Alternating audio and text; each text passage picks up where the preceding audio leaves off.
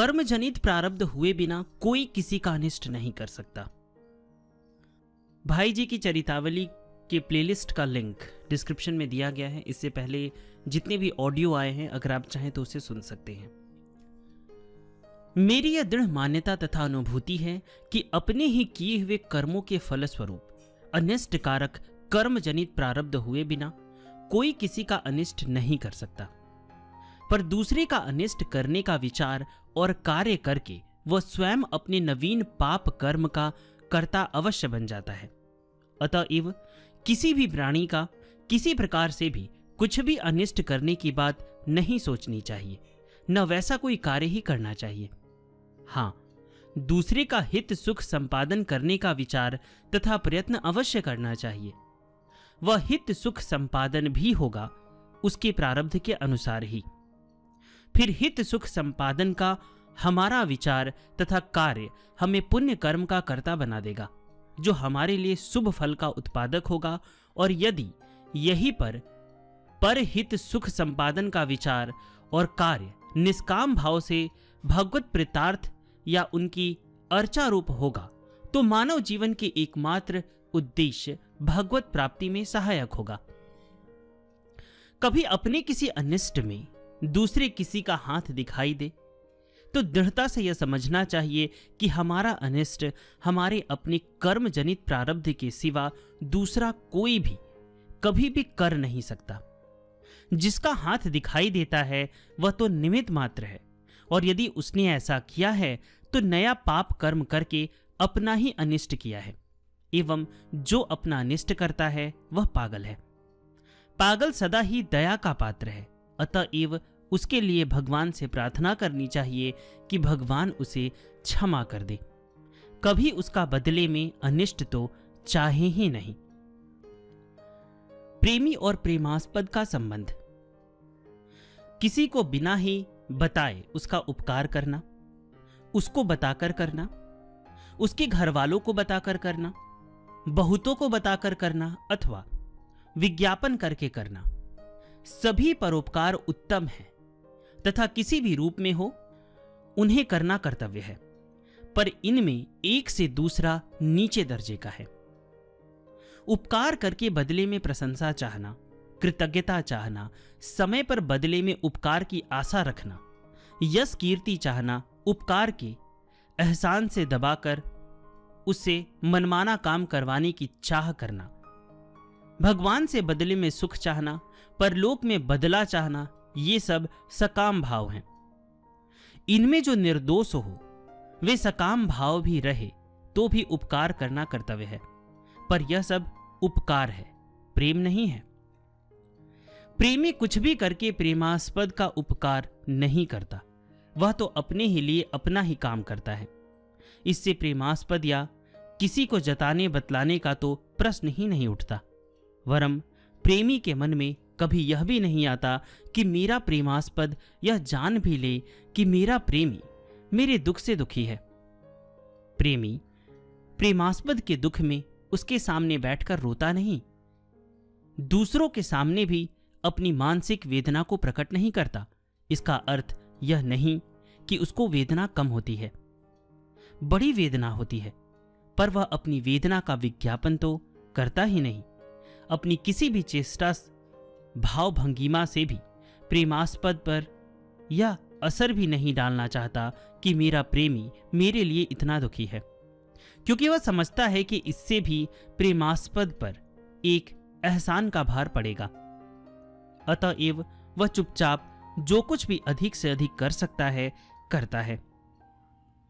जैसे अपने दुख निवारण के लिए कोई स्वाभाविक ही चेष्टा करता है, वैसे ही वह करता है। इतने पर भी अपने दुख निवारण की चेष्टा में और प्रियतम के दुख निवारण की चेष्टा में एक महत्व का अंतर रहता है। अपना दुख तो मनुष्य सह भी लेता है, कभी कभी उसकी उपेक्षा भी कर बैठता है, दूसरों से भी उसके निवारण की आशा करता है, पर प्रियतम का दुख न तो वह सह सकता है, न उसकी उपेक्षा कर सकता है, और न उसकी निवृत्ति के लिए दूसरों की ओर ही ताक सकता है। जो कुछ भी वह कर सकता है तुरंत तथा पूर्ण रूप में करता है। ऐसे प्रेमी ने ही वास्तव में प्रेम का पाठ पढ़ा है मुझे भी ऐसे एक दो प्रेमी प्राप्त हैं। यह मेरे लिए आनंद की बात है। वास्तव में जिनको प्रेम का सेवन करना हो उन्हें ऐसा बनना चाहिए। मेरे द्वारा विशेष कार्य करवाने की योजना। वास्तव में इस पंच भौतिक शरीर से अपने कर्म के अतिरिक्त मेरे द्वारा कुछ विशेष कार्य करवाने की योजना थी, जिनकी जैसी जितनी योजना थी उनकी कृपा तथा शक्ति से उनका काम बहुत अंश में पूरा हो गया। यद्यपि मैंने जितना चाहा था, जैसे चाहा था वैसा नहीं हो पाया। यूं तो जितने लोग मेरे संपर्क में आए हैं उनका कुछ न कुछ कल्याण तो अवश्य ही हुआ है और होगा, पर जिन लोगों ने मेरे द्वारा स्वार्थवश अनुचित कार्य कराने की इच्छा तथा चेष्टा की, वे प्रायः वंचित ही रह गए। उनकी प्रगति तो रुक ही गई, कई किसी अंश में क्षतिग्रस्त भी हो गए। भगवान उनका कल्याण करे। यद्यपि जगत के मंगल के लिए जो कुछ हुआ है वह बहुत दूर दूर तक हुआ है तथा उसका प्रभाव व्यापक और दीर्घकाल तक रहेगा। वह क्या है, कैसा है, यह न मैं पूरा जानता हूं न जानने की इच्छा है। हाँ, इतना जानता हूं कि वह प्रभु का कार्य है और महान है। मुझमें श्रद्धा प्रीति विश्वास रखने वाले लोग बहुत से स्त्री पुरुष हैं। उनमें से कई सर्वथा सच्चे हैं। उनको उनकी श्रद्धा प्रीति विश्वास के अनुसार भगवान कल्याण फल देंगे, निश्चित ही। पर जो लोग अपने को ऐसा मानते हुए या बतलाते हुए भी वास्तव में श्रद्धा प्रीति विश्वास युक्त हृदय से भगवत प्राप्ति या भगवत प्रेम न चाहकर केवल भोग लिप्सा रखते हैं, उनको मिथ्या आचार के कारण भगवत प्राप्ति या भगवत प्रेम की प्राप्ति नहीं होगी। वस्तुतः मुझ में कुछ भी नहीं है, जो कुछ है भगवान में है। भगवान के संपर्क को लेकर जो मेरे माध्यम से भगवत प्राप्ति या भगवत प्रेम चाहते हैं, उनके अंतःकरण की सत्यता के फलस्वरूप भगवत कृपा से उनकी प्रेम कामना पूर्ण होगी। पर मेरे साथ उनका संबंध केवल भगवत संपर्क युक्त ही होना चाहिए। किसी प्रकार के लौकिकता का सम्मिश्रण उसमें नहीं होना चाहिए। इसलिए मैं इस बात को जानता हूं कि मुझसे दूर दूर रहने वाले कई स्त्री पुरुष मुझ में भगवत संपर्कित निष्ठा रखने के कारण भगवत प्राप्ति के समीप पहुंच रहे हैं, और मेरे पास सदा मेरे समीप रहने वाले बहुत से लोग भाव न रखने के कारण आत्मवंचित हो रहे हैं। इसका यह अभिप्राय नहीं है कि पास रहने वालों में सभी ऐसे हैं। कई ऐसे लोग हैं जिनका नाम बताना वर्जित है, जिनको यथार्थ लाभ हो रहा है और होगा। जो लोग मेरे पास रहकर भी मुझसे दूर दूर रहते हैं, उनको कुछ भी हाथ नहीं लगता, वे विकृति ही देखते हैं। पर जो दूर रहकर भी अंतरंग रहते हैं, जिनका श्रद्धापूत हृदय भाव सारूप्य पा लेता है, वे भीतर के बहुत कुछ रहस्यों को जान लेते हैं, और सत्संग का वस्तुतः उन्हीं को लाभ प्राप्त होता है। मेरे जीवन में भी ऐसे ही दोनों प्रकार के लोगों से संपर्क रहा है। मैं जिन्हें देना भी चाहता था, प्रयत्न भी मैंने किया था देने का, हृदय से परे रहने के कारण वे कभी उसे ग्रहण नहीं कर सके। पर ऐसे लोग जिनके लिए मेरी अपनी ओर से कोई चेष्टा नहीं हुई, हृदय से भाव सार रूप प्राप्त कर वे बहुत कुछ ले गए। अपने को जगत के सामने अपना जाहिर करने वाले कोरे रह गए, और जिनके विषय में किसी को पता भी नहीं है कि उनसे मेरा कोई संपर्क है, वे पा गए। जो पा गए वे अब भी पा रहे हैं, और चूंकि उनका मार्ग मुक्त हो गया है, अतएव वे आगे भी यथाधिकार पाते रहेंगे। अतएव जब तक जीवन है तब तक जिनको कुछ भी पाने की इच्छा हो, उन्हें अंतरंग बनने की, पास रहने न रहने को कोई महत्व न देकर मेरे मनोनुकूल साधना में नित्य प्रवृत्त रहने की चेष्टा करनी चाहिए, जिससे कम से कम उनका ग्रहण द्वार मुक्त हो जाए। नहीं तो उन्होंने अब तक जो विकृति देखी है, आगे भी वह विकृति ही देखते रहेंगे, उल्टे घाटे में रहेंगे। मेरे पास जितने लोग आए हैं, आते हैं, सभी कुछ न कुछ देने आते हैं और देकर जाते हैं। भक्ति, श्रद्धा, प्रेम, सद्भाव, शिक्षा, परामर्श, विनय, नम्रता, क्षमा, अहंकार मिटाने वाली दक्षत, दोष दिखाने वाली निंदा, कर्तव्य का ज्ञान कराने वाली चेतावनी, जिनके पास जो कुछ होता है दे जाते हैं। लाखों लाखों नर नारी ऐसे हैं जो मेरे पास आए नहीं हैं, पर इसी प्रकार से उन्होंने मुझको सदा दिया है, और अनवरत दे रहे हैं। इसलिए मुझ पर तो सभी का उपकार है और मैं सभी का कृतज्ञ हूँ। विभिन्न प्रकार के अनुकूल प्रतिकूल भावों को धारण करके आने वाले सभी लोग एक बहुत बड़ा उपकार करते हैं। यह कि मधुर और भयानक सभी रूपों में, अनुकूलता और प्रतिकूलता की पोशाक में एक भगवान ही आते हैं, इस बात को मैं कभी ना भूलूं और राग द्वेष से बचकर सदा सर्वदा हर रंग रूप में छुपे हुए उनको पहचान लूं। इस दृष्टि से भी सभी मेरे अत्यंत आदर के पात्र हैं, सभी भगवत स्वरूप हैं। मैं सभी का हृदय से नमन करता हूं। मैंने इस भाव के पोषण तथा संवर्धन की चेष्टा सदा की है और मैं चाहता हूं मेरे इस भाव को मेरे उत्तराधिकारी ग्रहण करें।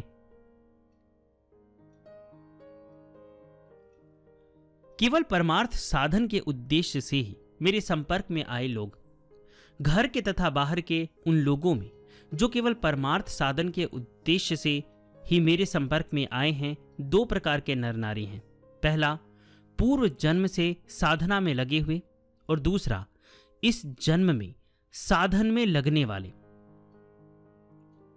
इनमें भी दो तरह के लोग हैं। पहला, पूर्व जन्म में मेरे संपर्क में आए हुए, और दूसरा, इस जन्म में संपर्क में आए हुए। इस जन्म में अथवा पूर्व जन्म में मेरे संपर्क में आए हुए लोग भी चार प्रकार के हैं। पहला, केवल परमार्थ साधन में लगे हुए। दूसरा, न्यूनाधिक रूप में लौकिक वासना से मिश्रित परमार्थ साधन में लगे हुए। तीसरा, लौकिक वासना की प्रधानता वाले। और चौथा, केवल लौकिक वासना वाले नाम मात्र के साधक। मैं सबका कल्याण चाहता हूं, पर भगवान के नियमानुसार उनको पूर्ण सफलता, आंशिक सफलता या असफलता मिलेगी, उनके भावानुसार ही। पारमार्थिक सफलता में समर्पण की प्रधानता है।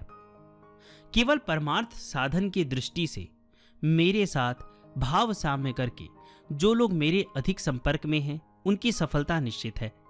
पारमार्थिक सफलता में समर्पण की प्रधानता है। अनुकूल आचरण करने में अपनी जान में शक्ति भर कमी न रखें, पर अपने पुरुषार्थ का अभिमान कभी न करें। जिनको समर्पण किया है, सर्वतोभाव से उनकी कृपा का पूरा विश्वास रखें। सफलता निश्चित है। जो लोग इस स्तर पर हैं, उन्हें और भी बढ़ना चाहिए। जो इस स्तर से कुछ नीचे हैं या बिल्कुल नहीं हैं, उन्हें शीघ्र प्रयत्न करके लगना चाहिए। जो लोग शुद्ध भाव से अनुकूल सेवा में संलग्न हैं, उनका विशेष भार भगवान वहन करते हैं। सत्संगी साधकों को निराश न होकर भगवान की अहेतु की कृपा के बल पर निरंतर यथासाध्य भगवान के अनुकूल कार्यों में यही साधन है, लगे रहकर यह विश्वास करना चाहिए कि भगवान ने उनको अपना लिया है, सर्वथा स्वीकार कर लिया है। मेरे कुछ स्नेही सज्जन जो मेरे प्रति श्रद्धा तथा सद्भाव रखते हैं, मेरी जीवनी लिखना चाहते हैं या लिख रहे हैं। जहां तक उनका शुद्ध भाव है, मैं उसका आदर करता हूं और उनके स्नेह के लिए कृतज्ञता प्रकट करता हूं, परंतु उनसे मेरा अनुरोध है कि वे इस पर पुनः विचार करें। प्रथम तो हाड़ मांस के पंच भौतिक अनित्य शरीर तथा उसके कल्पित नाम की जीवनी लिखकर उसको सम्मान प्रदान करना एक प्रकार से प्रत्यक्ष ही नाम पूजा है, जो सर्वथा अवांछनीय है। मैं उस श्रेणी का पुरुष तो हूं नहीं, परंतु वास्तव में आत्मस्थित कोई भी पुरुष इस मिथ्या नाम रूप की जीवनी तथा उसके महत्व का समर्थन नहीं करते। दूसरे, लेखक जीवन को, यथार्थ रहस्यों को, कार्य के प्रेरक विचारों को जो कर्ता के जीवन का सच्चा दर्शन कराते हैं, जानते नहीं। फिर बाहर की बातों में भी जीवनी लेखक प्रायः उन्हीं बातों का उल्लेख करते हैं जिनसे उनका महत्व प्रकट होता है। उनकी भूलों तथा कमजोरियों को छोड़ देते हैं या छिपा देते हैं, क्योंकि जीवनी के लेखक का उद्देश्य यथार्थ जीवन चित्र उपस्थित करना नहीं, अपितु बड़े ही सद्भाव से उनके गुणों का प्रचार प्रसार करके अपनी श्रद्धा प्रकट करना और उन गुणों के प्रचार द्वारा जगत को लाभ पहुंचाना आता है। पर ऐसा करने में जीवनी एकांगी होती है, सच्ची नहीं होती, और असत्य के आश्रय में जो विकृति की पूरी संभावना है ही, इसलिए भी जीवनी लिखने का समर्थन नहीं किया जा सकता। तीसरे, मेरा पंच भौतिक शरीर सर्वथा प्रकृत तथा कर्म जनित होने पर भी इसके द्वारा कुछ विशेष कार्य कराने की कोई दैवी प्रेरणा थी। उसको न तो मैं बतला सकता हूं और न कोई लेखक जान ही सकता है। उस विशेष कार्य को लेकर जीवन में कब कब कैसे कैसे कौन कौन से विचार आए, कैसी कैसी क्रियाएं हुई, या लेखक नहीं जानते, न मैं ही उनको बता ही या लिखवा सकता हूं। इस अवस्था में कोई भी जीवनी लेखक मेरी यथार्थ जीवनी नहीं लिख सकते। मेरे पंच भौतिक शरीर तथा नाम वाले जीवन में साधारण लोगों जैसी ही कमजोरियां हैं। अनेक अवांछनीय चेष्टाएं हुई हैं, होती हैं। उन्हें छिपाया जाएगा तो जीवनी मिथ्या होगी, और बताया जाएगा तो यह जगत के लिए और भी हानिकारक कार्य होगा। इसलिए जीवनी लिखकर उसके द्वारा मेरे प्रति सम्मान प्रदर्शन करने की तथा जगत को लाभ पहुंचाने की इच्छा नहीं करनी चाहिए।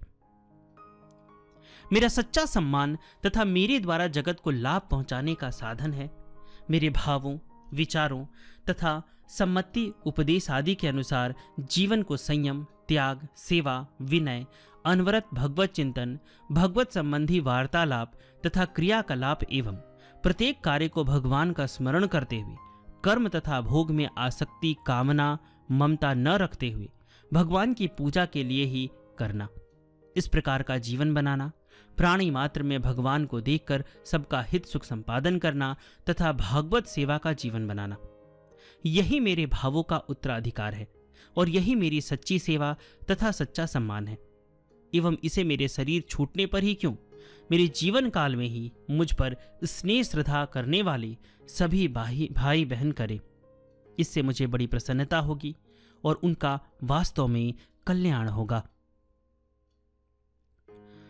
वास्तव में निर्दोष आत्मा की दृष्टि में निंदा स्तुति का कोई अर्थ नहीं है। व्यवहारिक जगत में इनका स्थान है, पर मनुष्यों को निंदा से सर्वथा लाभ उठाने तथा स्तुति से होने वाले नुकसान से बचने की चेष्टा करनी चाहिए। मैंने बार बार निंदा का आदर करके उससे लाभ उठाने की चेष्टा की है और मेरा यह अनुभव है, निंदा करने वालों में 70 से 80% तक सच्चे होते हैं और हमें लाभ पहुंचाते हैं। इसके विपरीत प्राय 25 से 40% प्रशंसा करने वाले अतिशयोक्तिपूर्ण एवं मिथ्या वचन बोलते हैं। कुछ जानबूझकर, किसी स्वार्थवश और कुछ भ्रांत धारण के कारण, और ये हमें नुकसान पहुंचाते हैं। यथार्थ में तो स्तुति निंदा दोनों में ही हर्ष विषाद युक्त होना अनुचित है, पर स्तुति का अनादर करना चाहिए और निंदा के शब्दों पर गहराई से ध्यान देकर अपनी त्रुटियों को दूर करने की चेष्टा करनी चाहिए। निंदा करने वाले का अनादर तो कभी करना ही नहीं चाहिए। मेरी इस मान्यता को जो ग्रहण करना चाहे वे ही इस मान्यता के उत्तराधिकारी हो सकते हैं और वे अनेक हो सकते हैं। मेरे जीवन में भी बहुत सी कमजोरियां हैं, मुझसे अपराध बने हैं, उनके लिए मुझे पश्चाताप है, परंतु उनका उत्तराधिकारी मैं किसी को नहीं बनाना चाहता। मैं बड़े आग्रह से सबसे यह अनुरोध करता हूं, मेरी बुराइयों की नकल कभी कोई भी किसी भी हालत में ना करे। मेरे उन्हीं आचरणों की नकल करे जो शास्त्रानुसार वास्तव में कल्याणकारी हो। जो जरा भी गिराने वाला हो उनको किसी भी रूप में तनिक भी स्वीकार न करे।